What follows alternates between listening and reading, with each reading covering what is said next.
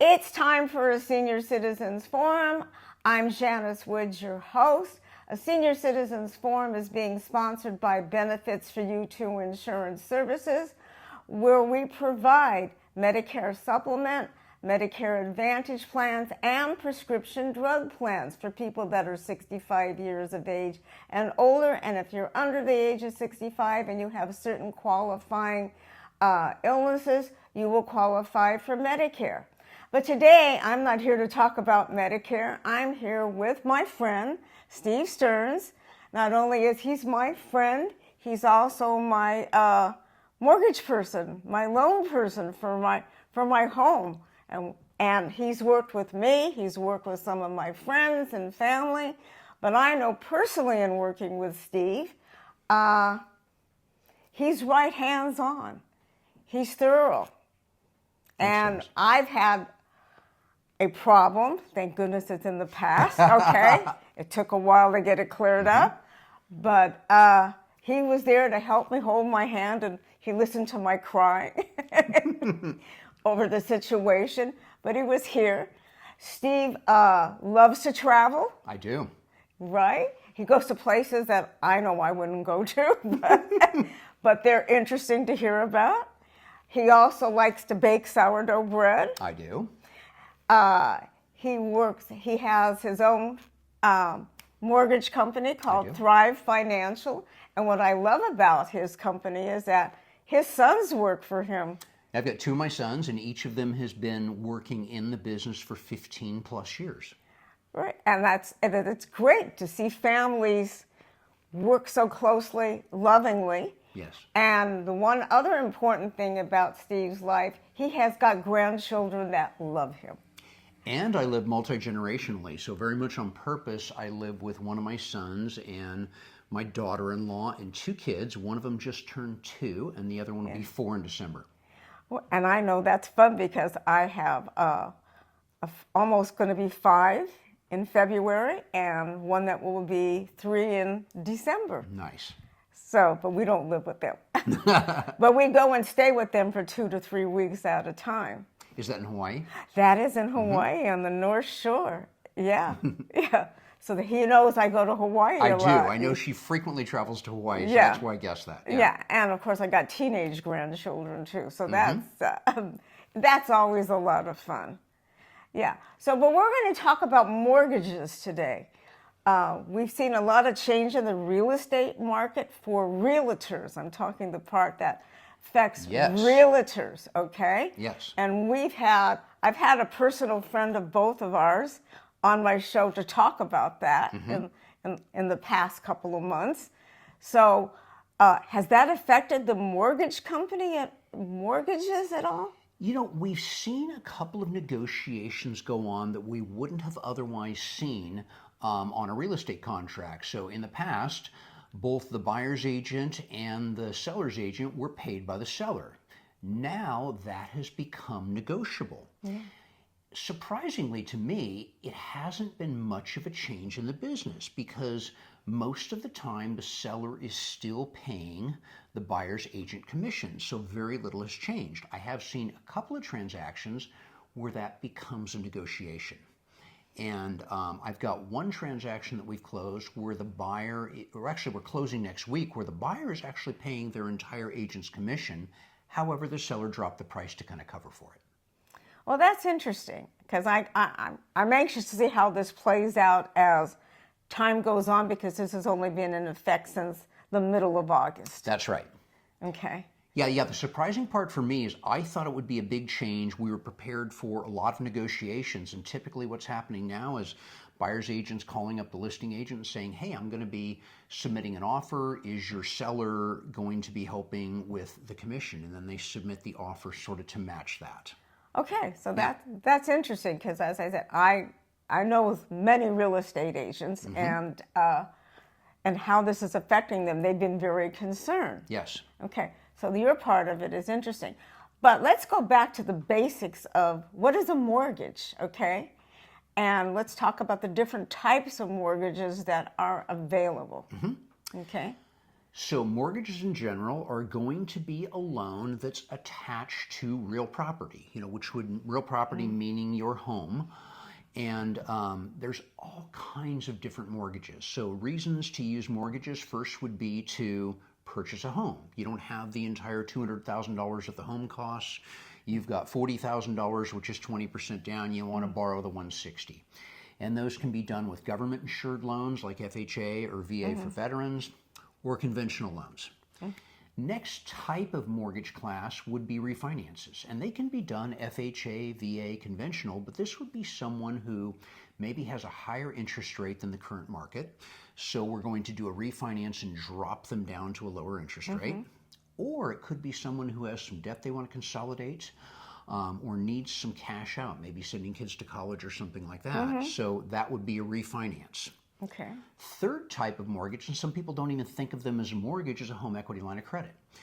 And those can sit behind your first mortgage, or they can sit just a loan on a house. And that's like a big credit card, money you can borrow against it and pay down.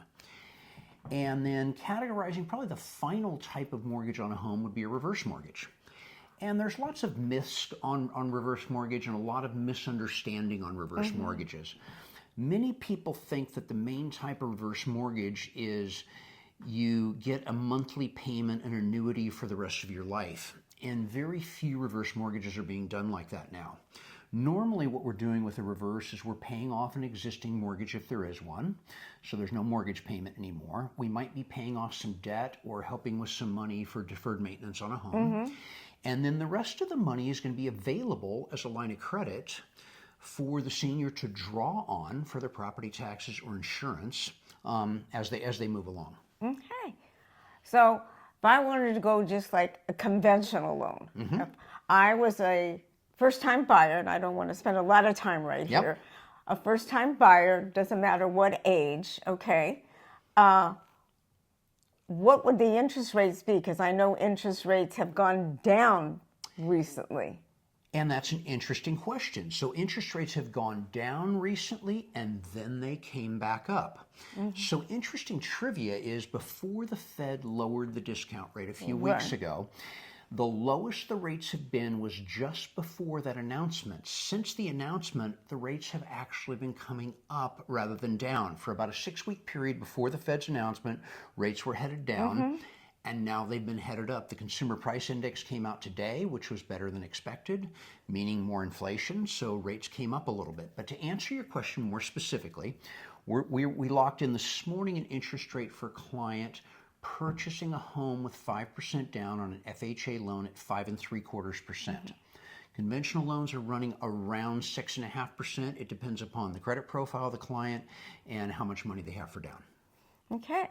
Now, can you get adjustables on these loans? Like, I remember when I first bought property and I started seeing these things for adjustables versus a fixed rate. Okay. And me, adjustables always scare me.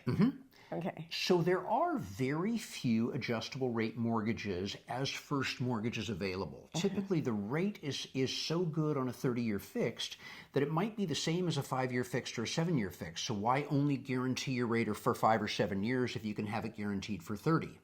There are adjustable mortgages out there though, so almost all home equity lines of credit are adjustable, and most reverse mortgages are adjustable as well. Okay, because I noticed I did a little tiny bit of research before you came in, and I noticed that if you got a very low interest rate, let's say like a 10-year interest rate, then there were 20-year interest rates, and then longer periods of time. Right. So most loans, first of all, are amortized, which means this payment is spread over 30 years. if you were to borrow money for, say, a 10 or a 15-year fixed rate on your home, the rate would be lower. However, you have to pay such a large payment because you're getting the home completely paid off in 10 or 15 years. Right. Most of the adjustables, like a 5 or a 7-year adjustable, are actually amortized over 30 years, and then that lower payment is just for a 5 or 7-year period. Yeah. And then all of a sudden, it's bigger. It can go up as much as 5% in the first adjustment. That's scary. That's a huge amount of money. That's a huge amount of money, Yeah. especially if you're, well, we're in California, so $1 million home is an average home. Yeah, I looked at median sales prices across the country yesterday just for fun. Yeah. And California is in the 900s. And the lowest I could find for a median sales price was around 220 or 230, and that was like Kansas and Arkansas, Louisiana. Yeah, that is always interesting to see how prices change. Of course, I think in Florida today, they're a lot less.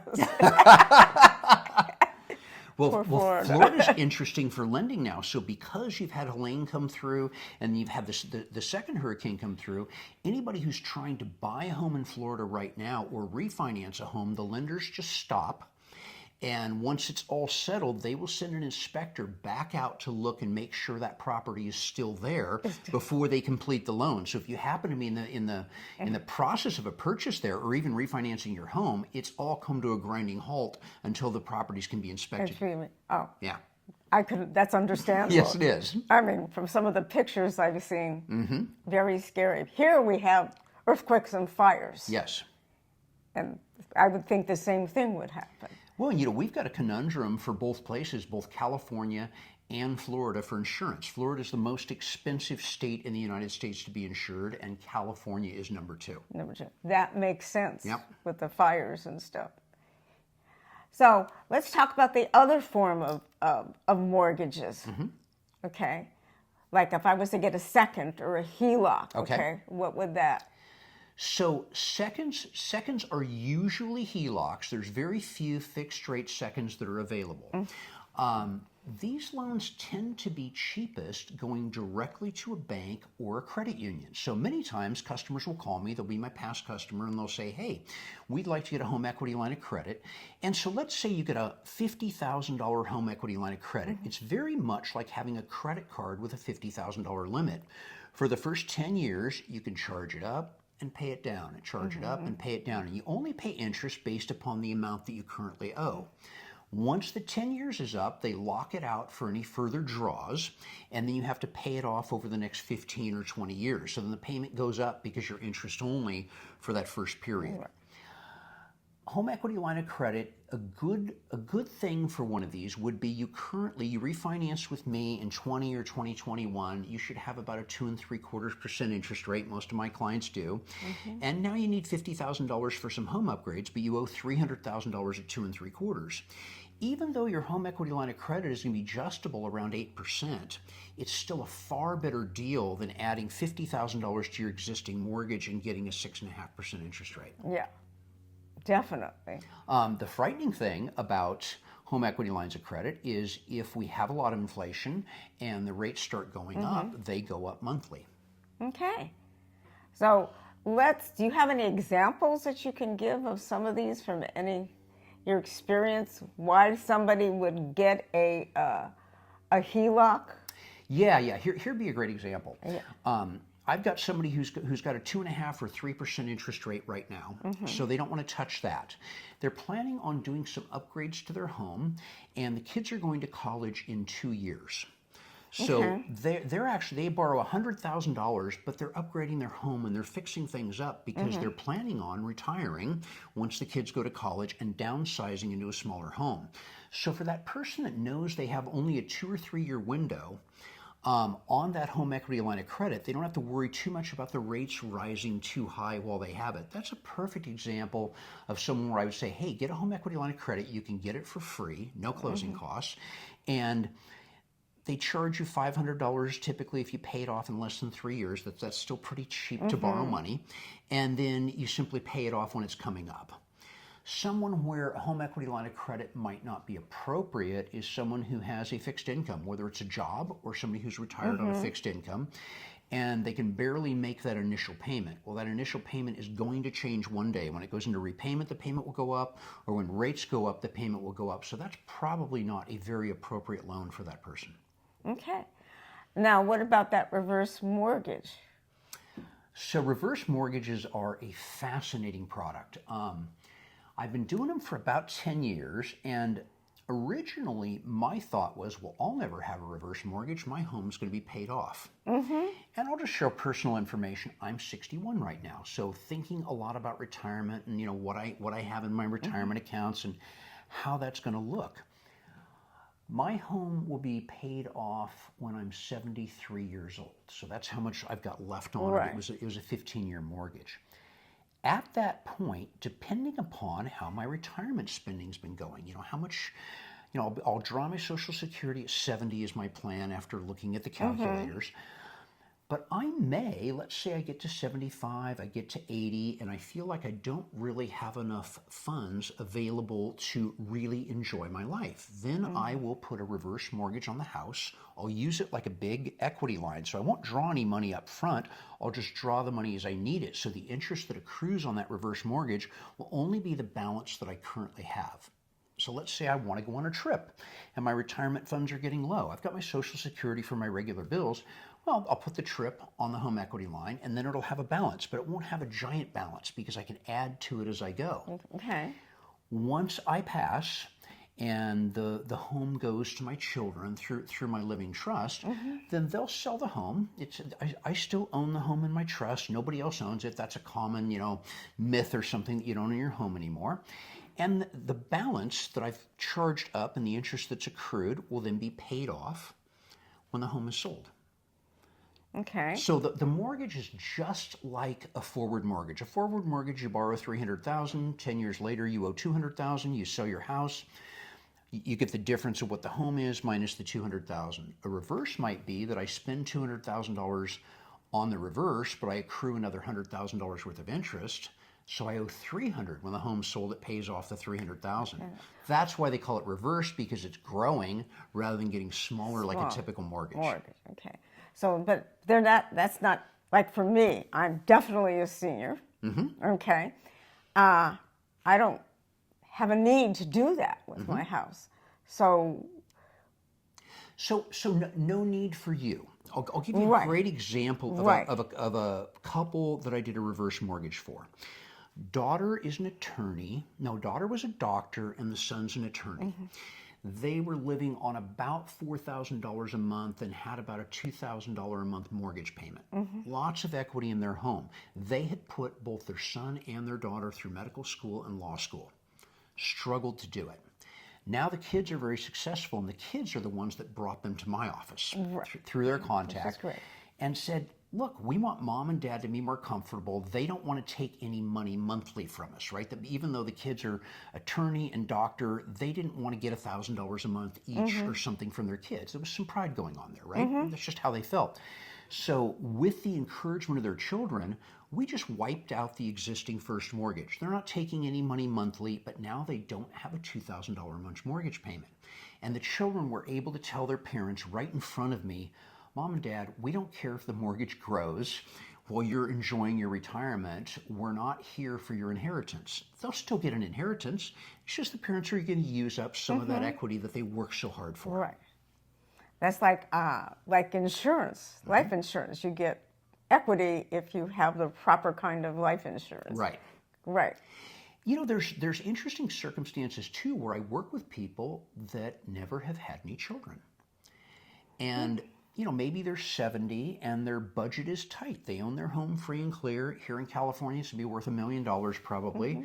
They own their home free and clear, and they're struggling a little bit. I did a reverse mortgage for a gentleman out in Palm Desert, and he was worried about going to Coco's, to a coffee shop with his friends. So they got together once a week and went with his friends, and he was feeling like he couldn't afford to go out to eat with his friends. He's still very active. He's in good shape. He lives on a golf course. Well, we did a reverse mortgage, which eliminated his mortgage. He doesn't have any children. He's leaving his inheritance, whatever's left, to charity. But for that person not to draw equity out of their home to help supplement their lifestyle seems crazy to me. Yeah, no, that's definitely works. Yeah. Okay. Now on a reverse, I'm going to go back to a regular mortgage. Okay. All right. So let's talk really quickly about a regular mortgage. What are the other things you should be looking at when looking at a mortgage? Because I know if you go to refi, there's always extra interest rates. There's charges when you go to refinance your home, and I have something that drives me crazy because I won't take a mortgage if I have this, called PMI insurance, and I won't pay for that. Okay. So there's two subjects there. I'm going to grab on first the PMI, because maybe you've got kids or grandkids that are purchasing their first home, and they're talking to you about PMI. So PMI is private mortgage insurance. Right. Used to be, if we go way back to like the 50s, all the banks required 20% down on a house, and you borrowed 80%. Well, the values of homes started going up, so you're not buying a $10,000 house and having to save or get $2,000 from family. You're buying a $100,000 or $200,000 home. So they came up with private mortgage insurance. What it does is it allows a home buyer to purchase with as little as 3.5%, maybe 5% down on a home. They don't have to wait years to save up the 20%.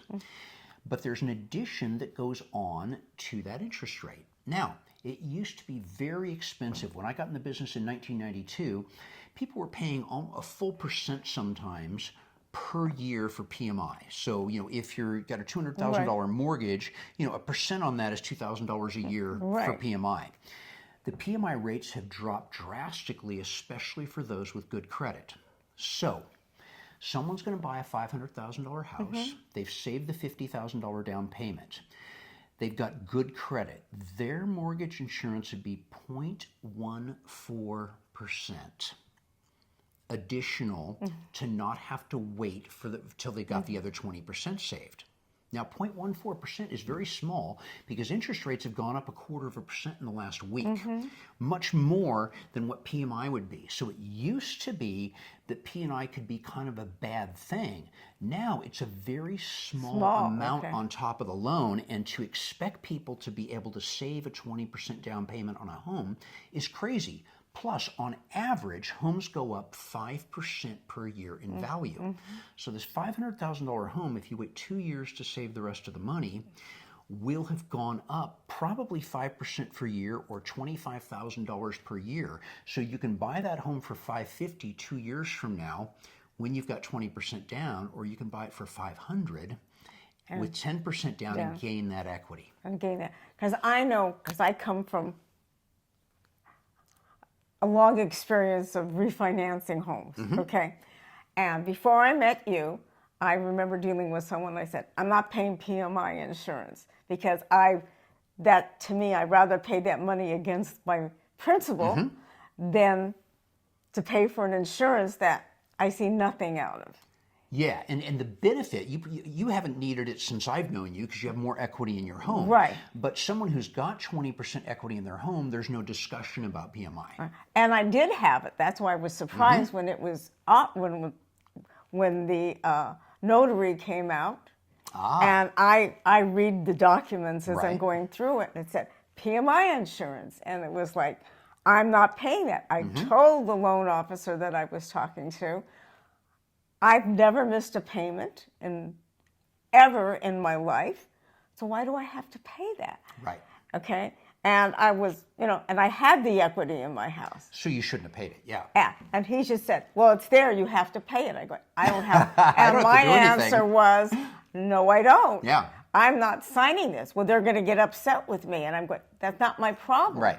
Okay? It totally is not my problem. You have to talk with them. And even if you'd sign those documents, and this is true across the United States, and it's a refinance, you could sign all those documents with the notary, sit down and look at them the next day, and you have 3 days to cancel that loan at no cost to you. So whoever's listening, if you ever sign a refinance and you are sorry the next day because you made a more careful look at it, you can in writing rescind that within 3 days, and there's no loan written. And my recommendation that you should always look at those documents because I had an experience where a document was missed. And that's very rare that that happens, but it does happen. Yes. And it will come back and bite you later on. Yes. Yeah. So always look at those documents. It's so important. So important. Okay, we're going to take a small break right now.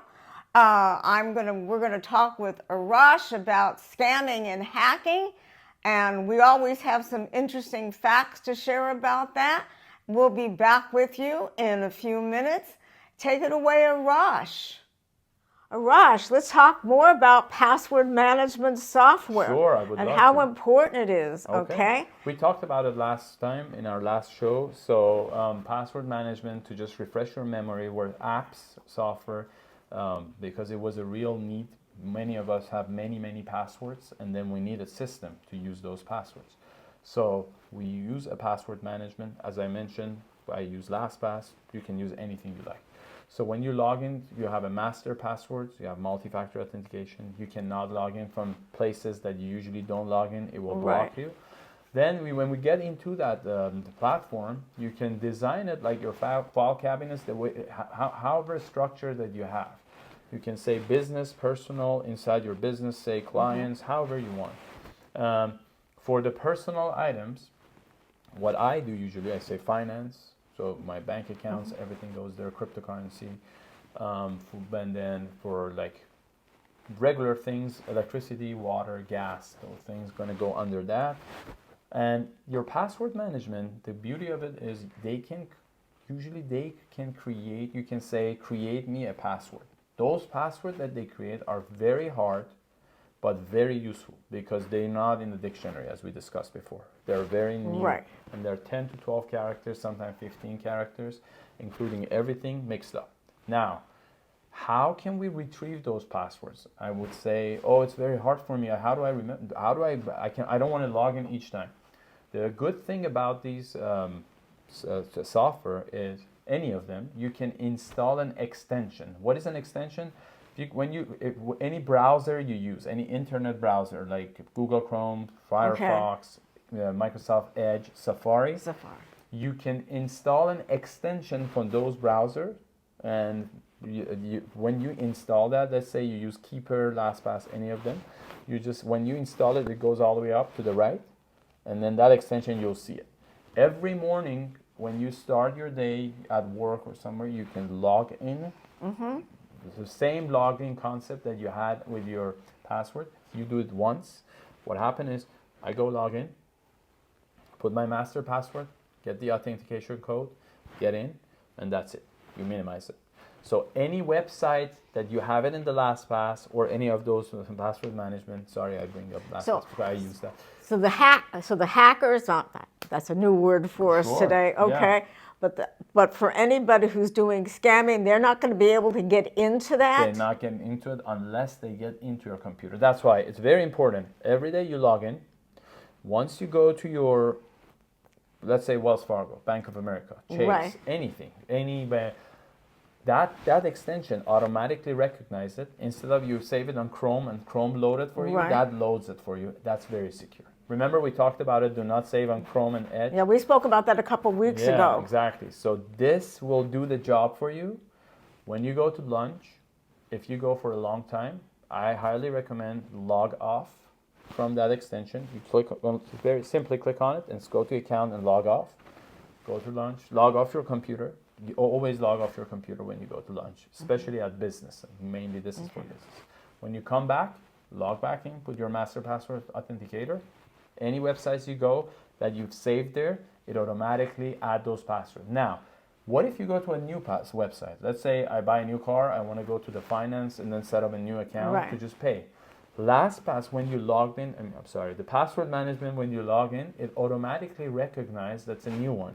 It will give you the option. Do you want to save the information for this website in your account? Under what folder you want to save it? You say this is under finance, under cars, save this one, this is the password, this is the username, and that's it. Once you do that, it's saved there. Next time you go there, automatically loads everything. But very important, before we leave today, you log in the morning, You log off at lunchtime. You log in after lunchtime. Definitely you log off before you go home. Do not forget and say it's safe. Once you do all these, log off from your computer and you should be okay. In case you forget to do that, can you set something up in your computer where the computer will automatically shut off at 5 minutes, 10 minutes? Perfect. And if you go to your computer, especially Windows user, Apple is mainly more secure. Windows user, if you go to your screensaver, you can put log off after a certain amount. I put mine after 30 minutes. Every 30 minutes, my computer will be logged off. Yes. Okay.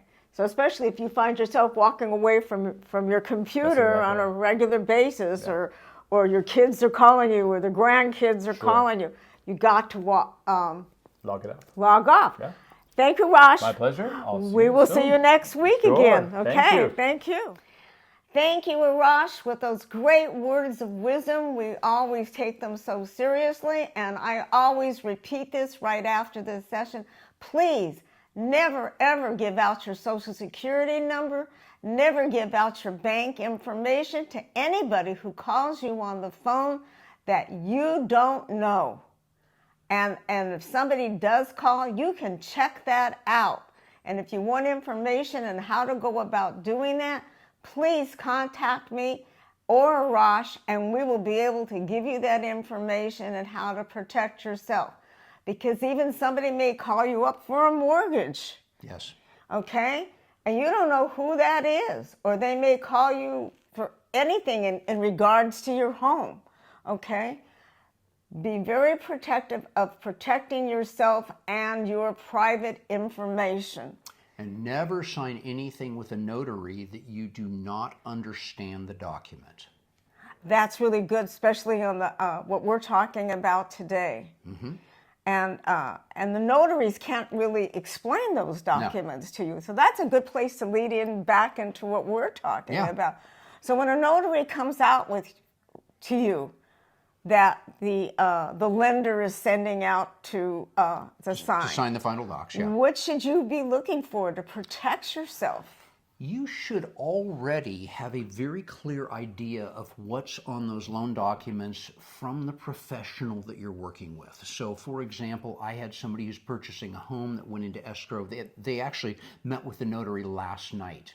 But I sent them a settlement statement showing exactly what their interest rates are and exactly what their costs are, and reviewed it with them prior to the notary showing up. So all they need to do is compare those figures, or is that what's showing up on the loan documents? Because like Janice said, the notary has a basic understanding of the mortgage documents, but they can't explain the complexities to you. Yeah. So let me go back a little farther, okay? When I go to buy a piece of property, I'm counting on my real estate person to put me in with a lender. Yes. Okay. Or a mortgage broker like what you are. Okay.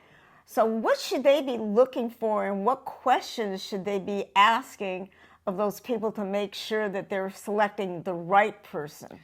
So first thing is, I think we use our gut instinct a little bit, right? You've been around a long time, and does this person feel like they're legitimate and honest to you? Also, I strongly recommend always getting two opinions. This is going to be the largest amount of money that you ever borrow when you're putting something against your home. It's worth the additional time to talk to two separate people, get two separate quotes. If one of them is drastically lower than the other and you've got a weird feeling about that person, go get a third quote, because probably there's something wrong there. And a lot of this is get trusted people. So when you go to get these quotes, I wouldn't find it off the internet. I would ask my tax preparer. I would ask my financial advisor. I might ask the person that's writing my insurance. Who can you refer me to that you know that's honest? And that's going to be the most effective way to get to a mortgage person. Yeah, because one of the things I know as an insurance person, I have to be concerned about people's identity. I have to be concerned about money laundering. Yep, we do too. Okay, and I would think definitely you would, because you're handling money, and because I know that's so important. Yeah. When we receive a client's bank statements and I see a $5,000 deposit and it doesn't come from payroll or something, due to anti-money laundering laws, I have to ask for proof. Where did that $5,000 come from? And people are like, don't bother me. I'm not spending that. It's like, no, we see it on your bank statement. We've got to know. Okay. And I always felt like, are they looking for drug money, or are they looking for money coming from places that it shouldn't I come? think it's all of the above, All right? the above? Yeah. They Yeah. just want to make sure that it feels like a legitimate source of funds. Yeah. Yeah, because I remember one time when I first bought some property, especially on my own, a cousin loaned me some money, and I had to show where the money came from. Yep. Because they were going, where did that come from? Yeah. I had a client many years ago that had a bag full of money. Literally, it was over $200,000 in cash, because I was qualifying him and I said, okay, where's the money? What's the bank name? Oh no, I have cash. I said, you don't have $100 bills, do you? Yes, I have, $200,000 in cash. And they can't just take that, So we actually told this person, if you'll go deposit it in the bank, then we can work on getting a loan for you. Eventually, I found out about 3 or 4 years later, they did deposit in the bank, they did buy the house, and they ended up in federal prison for some racketeering that they were doing, where they were cheating seniors. They had lists of seniors and they were selling them products like toilet seats and that kind of stuff at inflated prices, and she went to prison. Oh my goodness. Yeah. That's a really interesting story. I like that. Well, it's a good ending to the story too. Yeah. Right, and they actually went to prison. Did you have a feeling that was going to... I had a feeling something wasn't right. The type of loan I was using didn't require a lot of documentation. It was the old world savings, and I followed all of the rules. But I did have kind of a weird feeling about this client. And because, when she made that big deposit to the bank, then the IRS gets notified, and then they start taking a look at things. Very interesting. Yeah, because I know I do more health insurance than anything else, but in the life insurance part of it, money gets moved around a lot. Yeah, so it's all very interesting. It is very interesting. Yeah. Yeah, so we have to take special classes on some of this. I would think Steve would have to take even more classes. I take an exam every year. I have to refresh and take an exam on anti-money laundering law from the company that I do my brokerage through. Yeah, that makes sense. Yeah. Totally makes sense. So you really want to check somebody out, especially when it's coming to that money. May it be loaned to you when you're buying a house or wherever, because as Steve said, buying a home is one of the biggest things that you could ever purchase. Yeah, and some people think because a company has a big name, I don't want to say any particular mortgage company, but there's a couple big ones out there that will do Super Bowl ads, or you'll see them all over advertising. Right. Their interest rates might be considerably higher than going to a broker, because we don't have the overhead and we're not advertising at the Super Bowl. So some of these companies that are going to roll right off the tip of your tongue, they can get your mortgage done, but you may not get the best deal. That's why you want to find somebody trusted through your network. And that would be the same thing through what you're seeing coming through on your iPhone or your iPad, okay, or your emails, come to, and I don't want to name any names, right. So-and-so lending, and we'll get you a loan. Because I get stuff all the time. I have some certain customers that will say, well, I want to check with so-and-so, which is one of these big names in lending, when I give them a quote. And I smile and just say, go for it. I know my rate's lower than them. Yes, and Steve does. He works really hard. Now, do you work out just in California, or do you work in other places? Our licensing is in California, Texas, and Arizona. So just those 3 states. Those 3 states, okay. So if somebody called you from, let's say, New Mexico, could you refer them to somebody? So if somebody called me from New Mexico, I'd be happy to give them information, right? But since I'm not licensed in their state, if I know someone within that state, and New Mexico is a state where I know someone that's quality, I'd be happy to give a name. If I don't know someone that's quality, I'm not going to make a referral. Okay, all right. So that's, Steve is a good person to get some questions answered. I have referred some of my clients to him who have just wanted information. And he has helped them out quite a bit. And I kind of pride our team in looking out for the customer first before we look out for our income. We're in business, so we need to make money. But if a customer comes to me and says, "Hey, Steve, I want a home equity line of credit," and I ask them, "Well, who do you bank with?" and they tell me it's Schools First Credit Union, I know with a home equity line of credit, they can walk into Schools First Credit Union and get a completely free deal, and it's a great deal. Okay. So I'm simply going to say, look, I want you to go to Schools First instead and get that loan, but call me for your friends or family on the next scenario. And I try to build my business on this type of way of working so they can always trust what I have. If I've got the best thing, I'll write the loan. If I don't, I'll send them in the right direction. Okay, that's really good. Let's go back real quickly to reverse mortgages. We talked about what some of the pros were for reverse mortgages, but what are some of the things that are not good to have? The con for a first mortgage, for a HELOC. For a HELOC or for a reverse? Excuse me, I'm sorry, a reverse. For a reverse. Okay, so the biggest con for a reverse is the unknown. We don't know how long you're going to live, so how long you're going to be able to keep this reverse mortgage. And so we don't know how much the property will appreciate over your lifetime. We also don't know exactly how much the loan is going to grow because the interest rate is variable. So these reverse mortgages are put together by actuaries where they've figured out by your age how much they'll lend, so there should always be equity in the home, okay?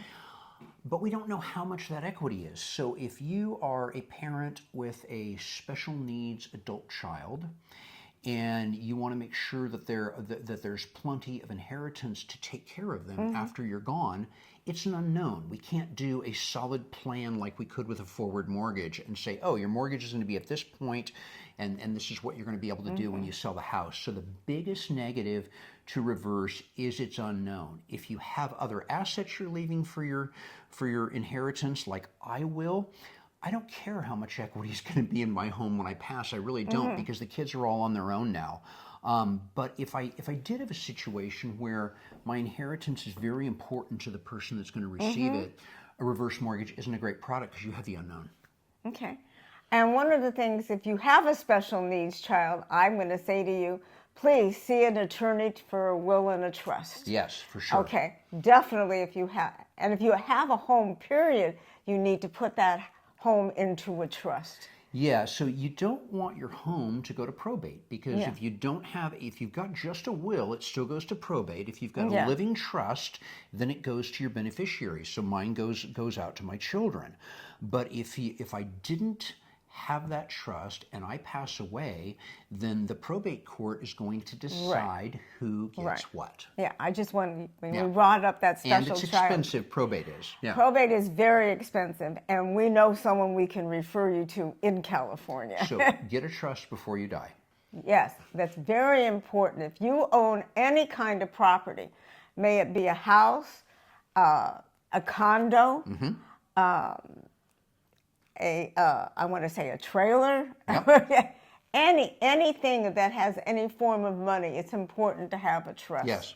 And especially if you want to leave it to who you want to leave it. If you've got 5 kids and you want to get the majority of it to 2 children for a particular reason, if it goes to probate, it'll probably be split evenly. So with a trust, you get to choose. And with probate, you don't necessarily get to choose. Yeah, and depending upon what state you're in, the laws are going to be slightly different. But for here in California, we know that the state is going to take their percentage. They are. Yeah, and it's not a small percentage. Average probate in California, I think, is about 8% of the value of the assets. And 8% is a lot. Well, if you own $1 million home, that's $80,000. Right. Even if you've got a $500,000 mortgage on it, it's on the asset value. Right.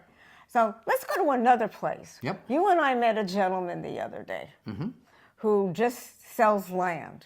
Oh, yeah. Do you do, like if I wanted to buy land, do you do mortgages for that also? I am not your guy. But I know where to send you, right? You know where to send you, because I thought that was something different. Yeah, so land is pretty unusual here, especially in Southern California, because there's not a lot of land left. And the loans typically require pretty large down payments, and they're for shorter periods. So if you want to buy a piece of land, you might put 50% down, and the lender typically only wants to lend like 3 years. And the reason is they're hoping you will build something on it, and then you'll have a standard mortgage. Oh, okay. Because Yeah. I just thought that was different. Yes. His information was very different than Yeah. the norm. Okay. This has been a lot of fun. Yes. Yes. Do you have anything else to add that we didn't cover? I want to throw something out there that feels important. So I am a certified divorce lending professional. So I've gone through additional training to help people that are going through divorces in their life. And I've been running across more seniors that are deciding to part ways before they leave the earth. And if you're looking to chat about or any advice before you start a mortgage about how you might handle the house and all that, Yeah. I'd love to talk to you. Okay. And really interesting, I had a lawyer on we talked about gray divorces, Kathy Newman. So if you go back and you look at some of my previous show, we have a lot on those gray divorces. And just recently, I've run across a couple of clients. I had someone referred to me, call me the other day and saying, well, my husband decided he didn't want to be married anymore, and I had to leave a 2,000 square foot house, and I moved into a smaller house, and she didn't sound too unhappy about it. It was like, and that was something that Steve could help somebody with, okay? Yeah, I help people strategize actually before they complete the divorce to make sure things will be clean and how they want to split the home. Yeah. Yeah. So yeah, but I do have a show where we have talked about those gray divorces with Kathy Newman. Okay. Thanks. All right. So thank you everybody for watching. Thank you, Steve, for coming on. I really appreciate the information that you put out there for us today. And everybody have a great week. We hope to see you soon. Thank you. Thanks, Janice. Thank you.